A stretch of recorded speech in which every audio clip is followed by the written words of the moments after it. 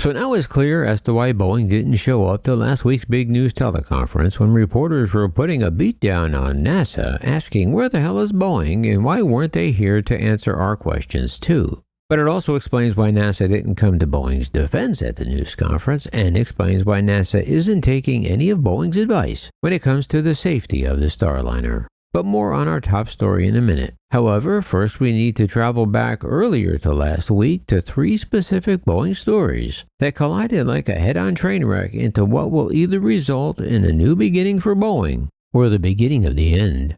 First, let's start on a positive note with hope. Because last week, for the first time in decades, the Boeing company was infused with hope in the hiring of their new rock star and very experienced CEO, Kelly Ortberg.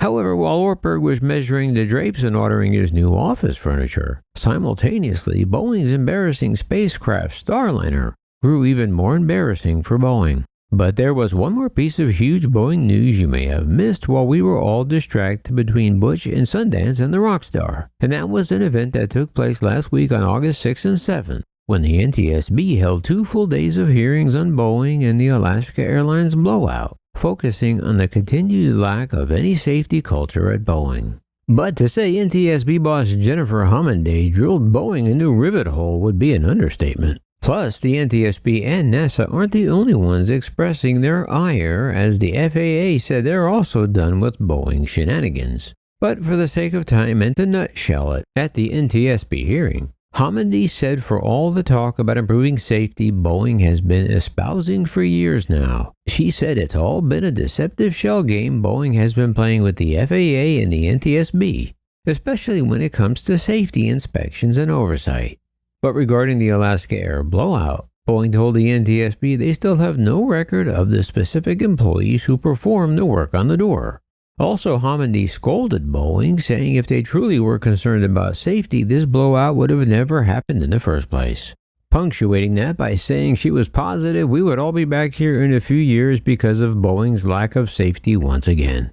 Additionally, she was enraged that the FAA doesn't do surprise inspections at Boeing or Spirit Aerosystems. However, when they do perform scheduled inspections, each time the FAA arrives for a visit, all they find is an empty factory with Boeing telling them, "Oh, I'm sorry, didn't we mention? Today's a stand-down day.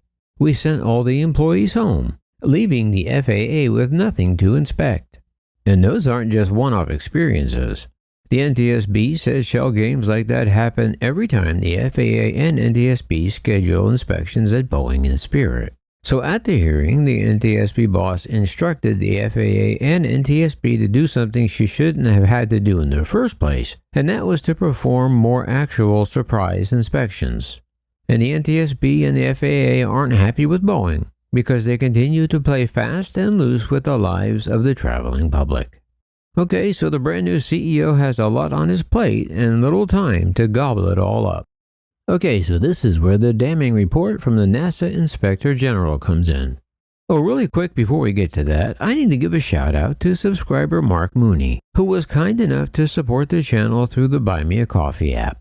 Mark, I really appreciate the support, and yes, YouTube continues to come at me for any reason they can think of to demonetize videos. But don't worry, because YouTube can't break me. To quote Mayo from that great movie An Officer and a Gentleman, "I'm not going anywhere, 'cause I got nowhere else to go." I got nowhere else to go! So Mark, it's much appreciated. And I know times are tough all over, but if you would like to help support the work we do and the content here on the channel, the app link is in the description. Oh, and I'll even reply with a personal video, but don't let that scare you.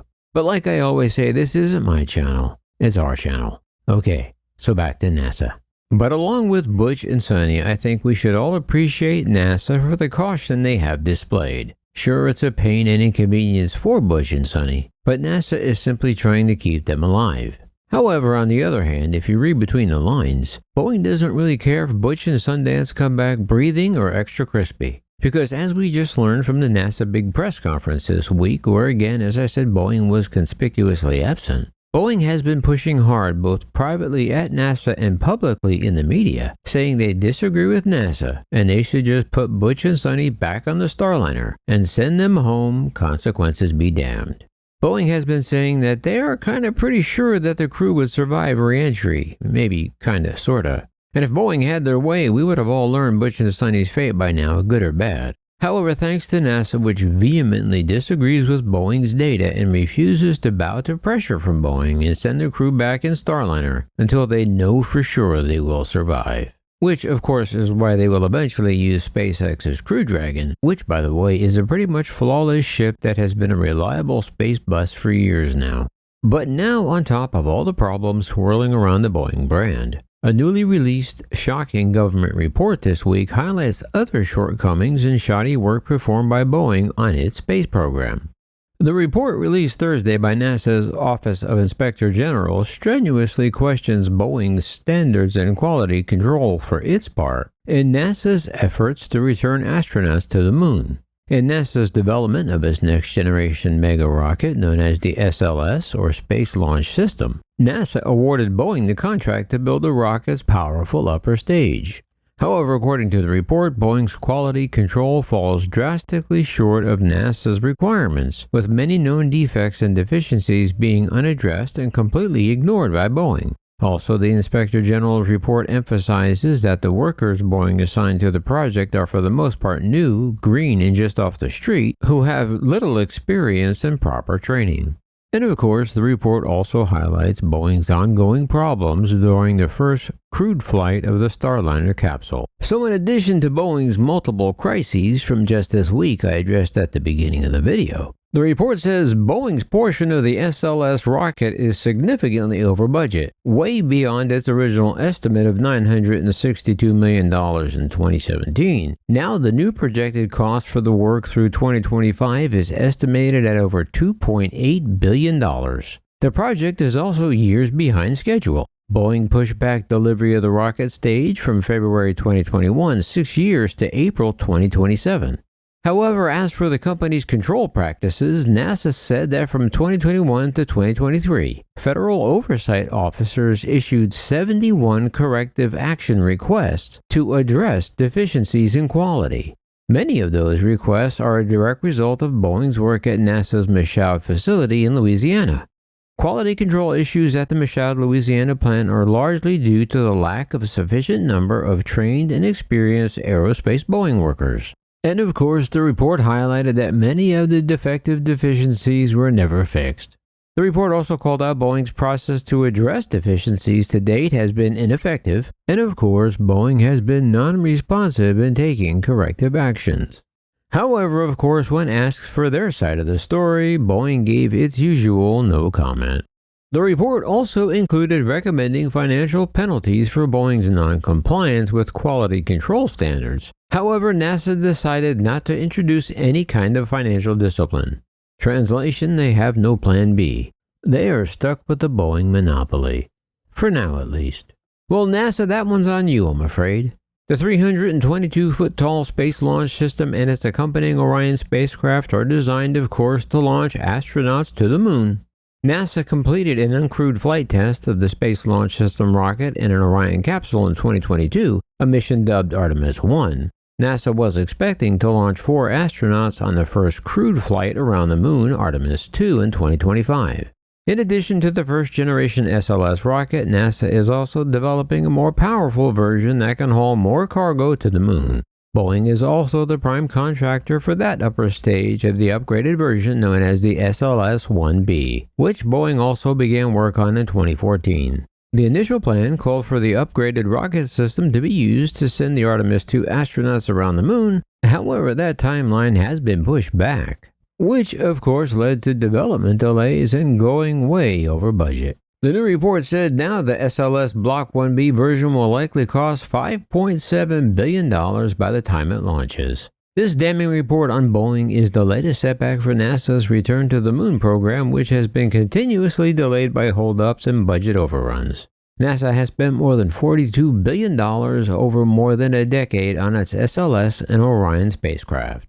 Last year, NASA's Inspector General estimated that each Artemis launch would cost $4.2 billion. So the problem is NASA is just in too far with Boeing. And it's not Boeing's broke-back Starliner that's NASA's main problem.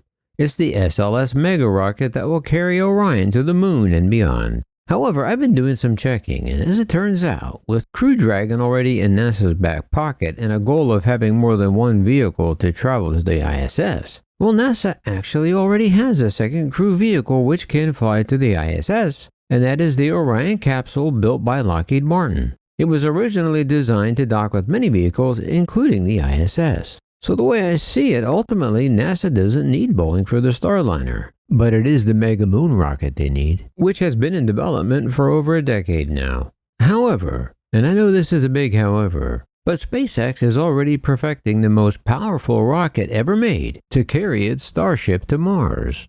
Now I know there's a lot of sciencey stuff involved in changing rockets in the middle of a program, but I'm just saying, I wonder if NASA and SpaceX have been sneaking around behind Boeing's back. And could NASA be getting ready to settle down with just one partner and send the old lady packing?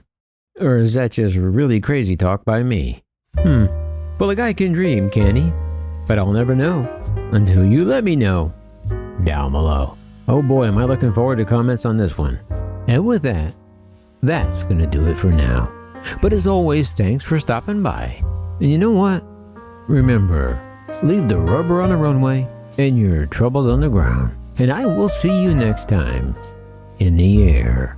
Yeah, this is Maximus.